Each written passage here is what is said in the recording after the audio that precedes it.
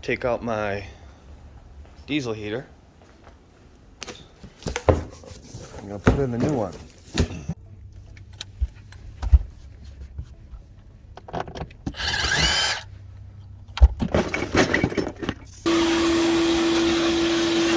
So that's my diesel heater.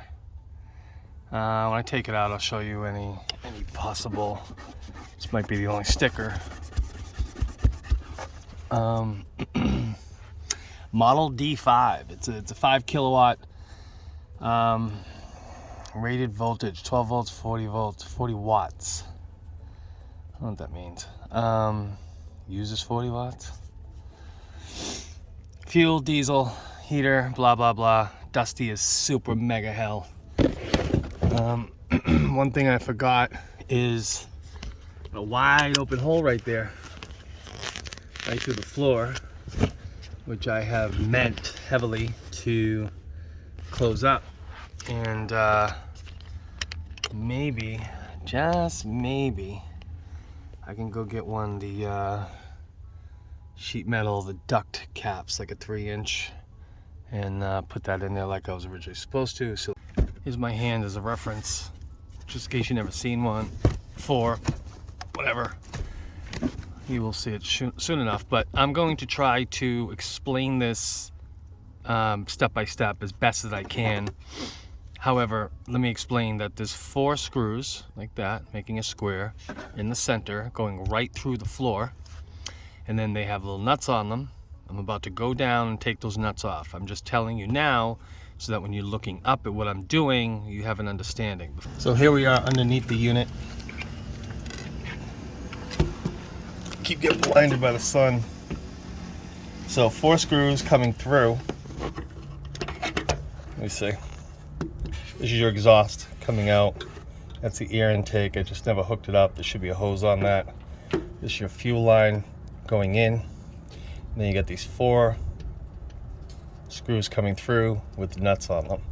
I'm going to take all 4 of these off, and then this hose here, just a simple clamp holding that on. I don't know if you can see that. And then again, clamp on the hose on the diesel. There's no way I would ever want to do this on the East Coast. It's like, no. So anyways, I'm gonna take this off, take the unit out, and then go from there.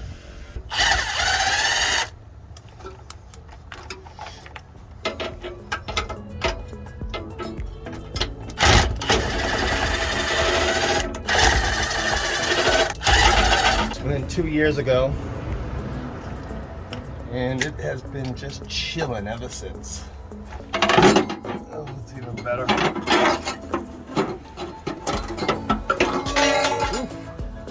All right, so the unit is now completely disconnected. I'm sure there's some type of silicone glue, something that's in there. Let's go up and rip it out. You don't want to freeze to death. This is what you got to do. So the wiring is just slightly pinched, and I was thinking, oh no, I'm gonna have to let it sit there forever and just cut it, and then obviously run the new wire. All right, so that's that. It's out. So let me explain. This is the tubing. Look at the dust on this, and I gotta cover those holes. This one here, that big one, was wide open, running around the desert, wide open. Whatever. So this one comes with the heater. This is a gasket, typical, like a silicone gasket. You know, just to seal up its mating surface right there. I kind of already had one hole over there because I had heater, you know, the rear heater, because conversion van. So I just had to cut another hole. So that's really all you're doing. You're gonna have a template. I'll show you in a minute. So you're gonna have your four screws, your exhaust, obviously, this one's black, exhaust, air inlet, and then your fuel inlet. This is where air gets pulled through the unit. It's also how you take it apart. It's really all that's holding the case together. There's a fan in there, which is where your heat comes from, your actual fan. And then this cap here just kind of holds these two pieces together. And then it allows you to take it apart so you can do what you gotta do. And you got your glow plug, which is this is what I wanted to take apart. I wanted to see this before I realized that my tank was broken. So yeah, that just unscrews with whatever it needs. That's that. And of course you can take the whole entire thing apart. There's gonna be another fan in here. That's it. This whole thing gets hot. And then this fan basically sucks in air and blows it over this unit because there's a fire inside there. Out the hose, and that's it. My hose is going just like that, up, across, under the bed. And then it shoots out over here. It should be pinned up over here, like I had it. Like so. And the reason it ended up there, this tripod's gonna get moved, but the reason it ended up over there was because the air that comes out of here is fairly hot, like hot to the touch. It will burn you. If you were to hold your hand right here in front of it, it's way too hot. Probably 200, 190 degrees. I don't know what it is, but it's very hot. So also these pipes, when it runs, and it's going to do the same thing now when I fire it up tonight, probably. It's going to be really hot against the wood. It's not enough to combust. You need an actual flame, which is some type of red hot, situation. But if wood gets hot enough, it will combust. Again, this has been here for 2 years, but it still gives a hot, dry wood smell. And sometimes it can be like, oh my God, is that burning? Anyways, like I said, it's been here for quite a while. So that's it. I already have holes. I don't have to drill anything. I'm just literally grabbing the new unit out of the box, slapping it in place, and kind of reconnecting everything. So here's our new guy. Here's a new tank, which it says 10 liter, but I don't know. It just seems bigger than my other tank. Maybe because it's rounded more and bubbly. So we got a plate. Just think of this like a big washer. But that's your template right there. Your template. Your four screws, your fuel, your inlet, exhaust, whichever, wire. That's really it right there. And then this will bolt down, and then I didn't actually use this, but that's that. I didn't have an issue either. So let's see what we got. This is just all the hardware. Tubing. I don't know what's going on here. What is life? This is the exhaust, the muffler. This is what I lost. I never actually had one of these. I never ran it with one, because I never clamped it down. And in this case, I'm going to screw it. And then we have everything else. Tubing to bring the fuel, clamps, hose clamps. I just don't know why those hoses are big. This is basically a screen, like a catch for your air filter, your inlet. Of course, wiring harness, which looks identically the same to what I already have. Hoses, fuels, clamps, fuel filter, pump hold down clamp. It's really thick rubber. It's supposed to help with vibration. Never bothered me. Right, so now this would be more of what I'm looking for. This is your air inlet tube. This is your exhaust pipe. So I still got the old one. Technically I have two now, so I could double them up if I need to. And then we have the unit. The only thing I haven't seen is a pump. So we'll see. Again, my old unit, there's the pump. Pretty typical. I mean, everything's the same. It doesn't. I'm just gonna assume they're all made in the same manufacturer. That's the LED screen. Also comes with a remote control. A couple of buttons if you want. But turn the unit on, turn the unit down. You get temperature up, temperature down. Never used it. Never really a point to use it. But like if you're here in a restaurant, you know, something, and you're in your house, yes, you can fire it up from inside, from outside the unit. Again, everything's pretty much the same. Oh, this one is has 4 outlets on it. Kind of annoyed about that. So this is the old one, this is the new one. As you can see, the outlets on this one are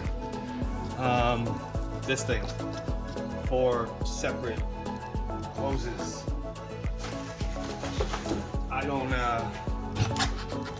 I'm not gonna mess with that. I already have my duct that's already connected and running.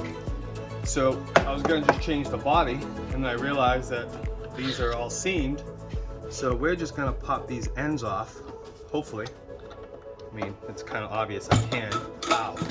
Awesome! 10 times easier than I expected. And then we're gonna put my regular single duct 3-inch outlet. I know that's 3 inches because I bought actual duct for it.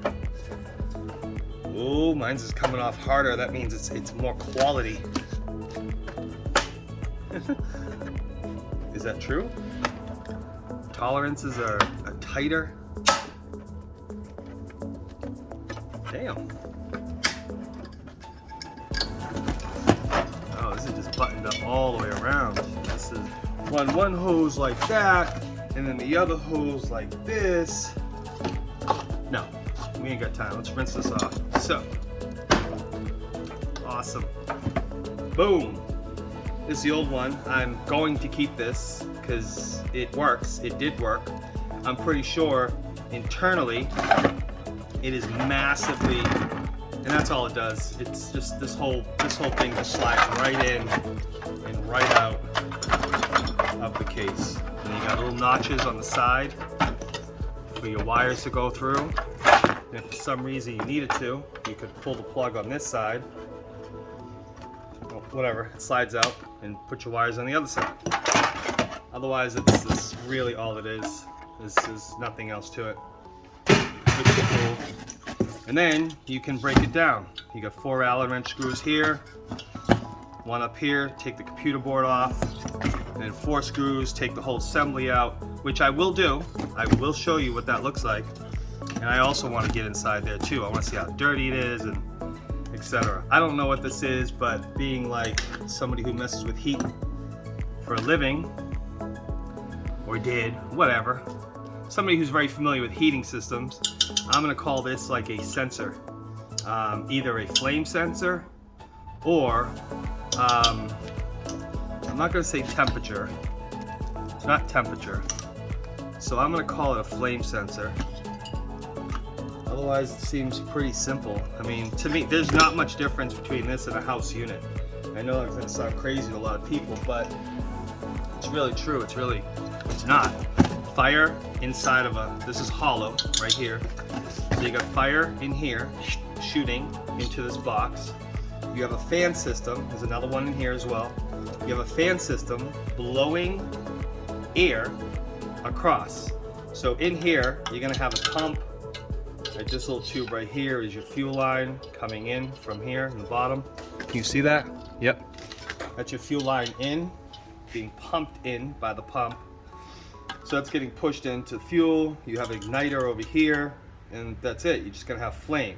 This is gonna spin. It's obviously gonna turn other stuff, which is gonna be a if you understood like a burner, an oil burner in a home, it's literally the same thing. So you got your fan. This is what's actually spinning and pulling air in across the body. These are all your heat sinks. This whole body is going to be extremely hot, and the air is literally just going to flow right over the entire unit inside the shell and get forced out of this hole at the bottom. I'm gonna probably tape this. And get forced out of this hole at the bottom, and voila, you got heat. So in the instance where you lose power, this is the one thing I hate about diesel heater, and it's happened to me several times. The power goes out, right? Your batteries are too low, you weren't paying attention. Like just recently happened to Crow, right? Pow, heat goes out, electricity goes out, heat goes out. What happens is you wake up, with a diesel heater, you're gonna wake up and it is going to smell like a diesel tank exploded on fire inside you. It's a really, really thick, pungent smell. And if you smell it for the first time, you're going to freak out. You're going to feel and think, and it's just going to seem like your entire van is up in flames, engulfed. And you wake up in a massive panic, just, oh my God, what is happening? Because this fan, not only does it generate your heat, but it's also cooling the unit down. This entire unit is trying to overheat. It's trying to burn itself down. It's not controlled anyway. You just have a flame inside of a chamber that's getting really hot. And the fan keeps that from cooking itself. It's the same thing with a furnace in a home, boilers, all that stuff. There's a fan that blows, which keeps the unit cool at the same time generating heat. The heater core in your vehicles, same thing. You have hot water running through a series of tubing, copper usually, aluminum also, and that's gonna get really hot, and your fan blows over it. Now it's hot, you take cold air, blow it over something hot, it comes out hot on the other side. So when the power goes out, the fan stops, everything stops. The pump, the fire, everything stops. However, this thing is way too hot not to have a fan on it. So normal operation, if you shut your heater off using the thermostat, the flame goes out and the fan stays on. This thing will run for, oh man, close to 10 minutes in stages, cooling it down. This fan will not shut off until the computer is happy with the temperature. It takes about 10 minutes to cool this whole entire thing down. So to just abruptly shut it off, no, now it's overheating, it's cooking, it smells like absolute ass. All the residual unburnt diesel fuel, you're smelling it. It's really, don't lose power. We're just gonna slap this in reverse, just like we took the old one out. Nothing different. Also, I'm not using the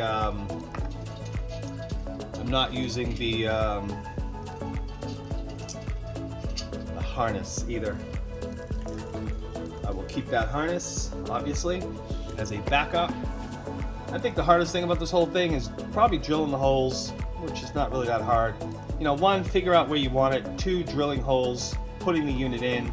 Once the unit's in, there's really nothing left to do, except this thing has to get inside the tank. Here. Hopefully, if you don't know how to do that, it'll be a little trippy for you for a second. This here has to go inside the tank. Hold on, there's a catch to it. It screws. This is gonna be on the inside. No, this is gonna be on the inside of the tank. The hole can't be any bigger than this here. The hole of the tank, no bigger than this. This is on the inside. And then we gotta nut it. So it's gonna be like this, with this piece here on the inside of the tank. And then we screw the nut on. How do you think we do that? So I got this outlet end fitted to the new unit so I can maintain my ductwork that I have going on, and I don't have to repipe everything. Obviously you can see how that works. Also, the harnessing, I'm just gonna keep it there. I don't see a reason to swap it out. It's not like it's under the hood of a motor, but whatever, I'm just gonna keep it. Obviously I'll keep the new harnessing as well, but I just don't see a need to take the harness out. And the harness is just one going right through the floor, and then it comes into this little junction, so it just basically wires in. We're gonna have the red going off to the battery, black is gonna be ground, this one here is going to the pump, and this one here is the thermostat, which is gonna run across my bed, up and into the wall here. So, I was going to I went to storage to go get my tank, and put my new unit back together, buy some new parts, mufflers, and you know, refresh the system. That didn't work out because the tank was broke.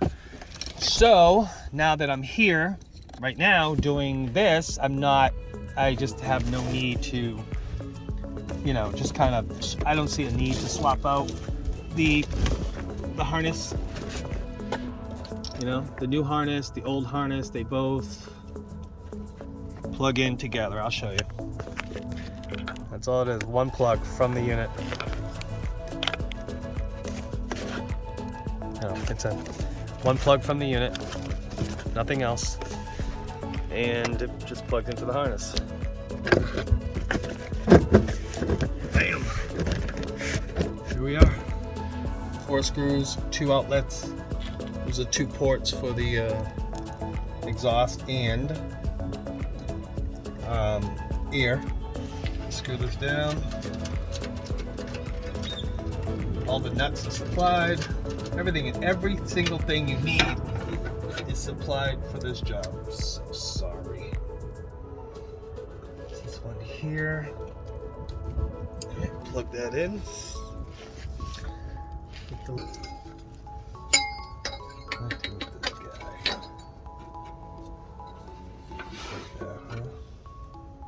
Bam. Tie this guy up.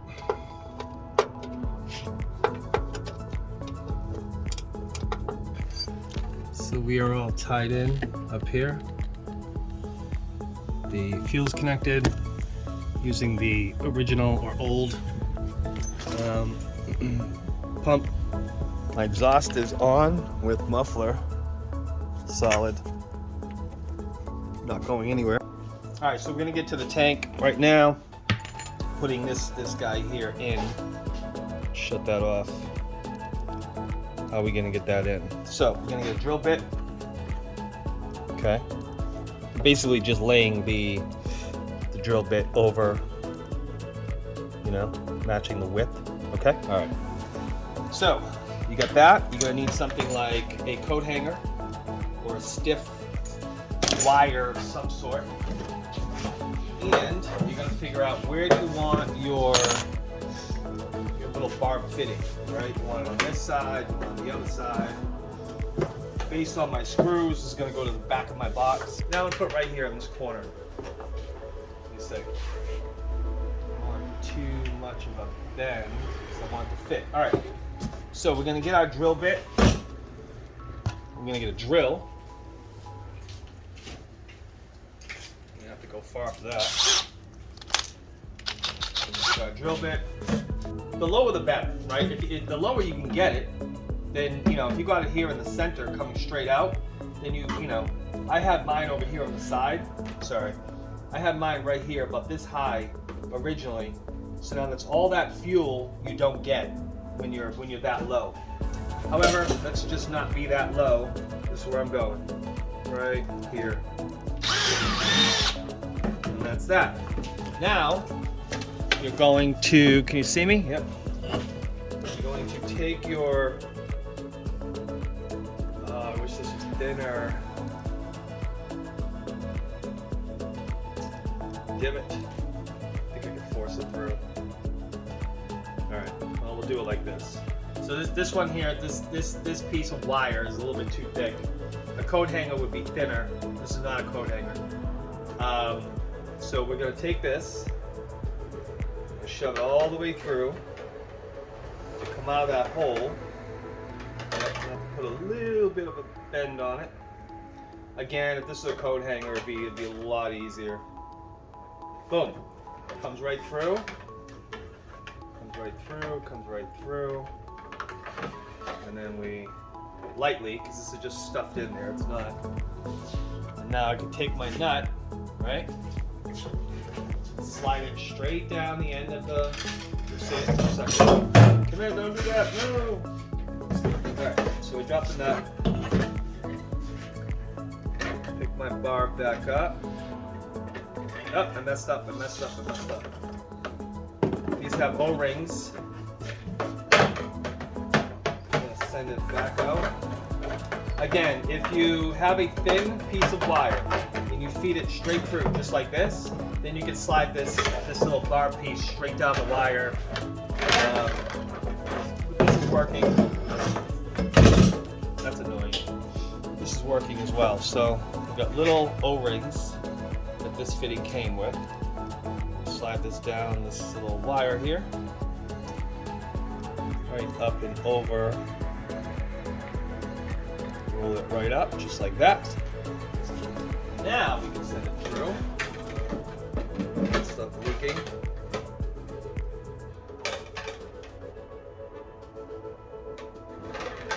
Feed it right through all the way. Pull the barb through, pull the threads through, which are a little tight. There's my nut. Get this excess plastic off, get the other O-ring. And this nut is grooved.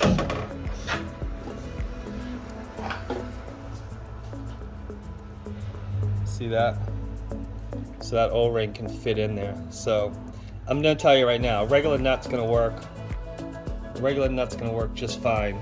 But just an FYI, they do have a little shelf. So again, I'm gonna roll these down. I don't want to push my bar back through because then that's gonna have to start all over. That's it. Pretty cool, huh? This long tube that comes with the is basically you can cut this up into however many tiny pieces you need to basically make connectors, or if you're a plumber, you call it a coupling. This is your tubing. I already have tubing run. I don't need to run this again. I will save this. I only need a small piece. Well, no, I don't. I got a whole little foot run. So this stuff, this tubing, fits inside this rubber, like so. It's already very, very snug.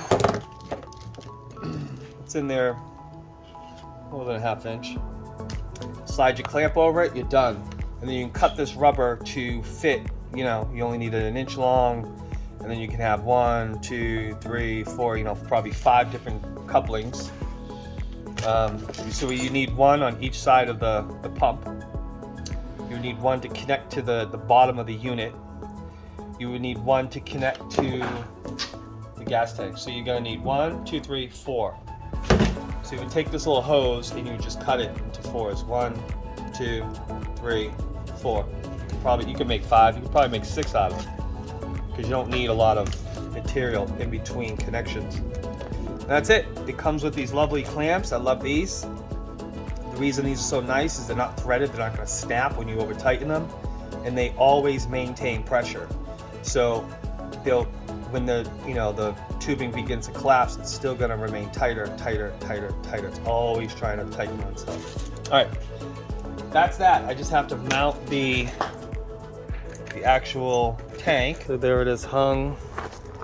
I decided not to mess around and go digging on a manhunt for 4-inch screws because that's just going to take up time. So anyways, as you can see what I meant, my inlet's on that side. So if I pull up to a gas station, it's just that much more I have to reach with the hose. So I'm just going to cut this with this dull scissors. Not that dull, I guess. That's it. We have a coupling. Great tool for this would be a needle nose. Squeeze these clamps like so. So we're going to put all this tubing together first. Slip the tube on.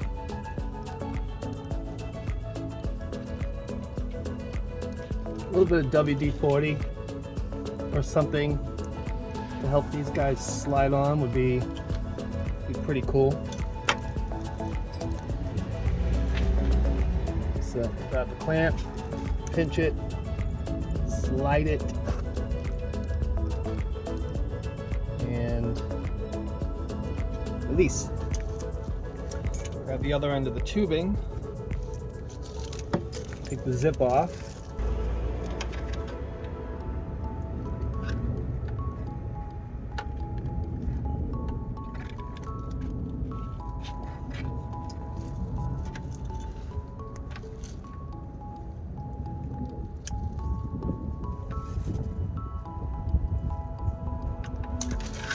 Alright, so now we're done under the vehicle. I'm gonna carefully, because this stuff wants to kind of kink. Just wants to kink real easy.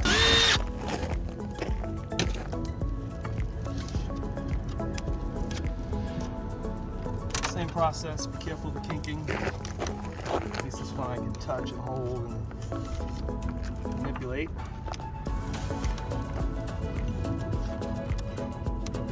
It's gonna be a cold night, so this has to get done, has to get finished. I'm gonna zip tie that to that bracket. That's it. Besides the control thermostat, take the old one and the new one. This one's all dim and ugly anyways. Red, blue, black. Coming down here to the triangle, blue and blue, red, black. So they all line up. It's all the same. We also have a new one of those I don't need. That's it. Plug this in. I'm done. All I need now is diesel in my tank. Put the fuse back into the fuse box because it's not powered at the moment. Put my drawers back and get the hell out.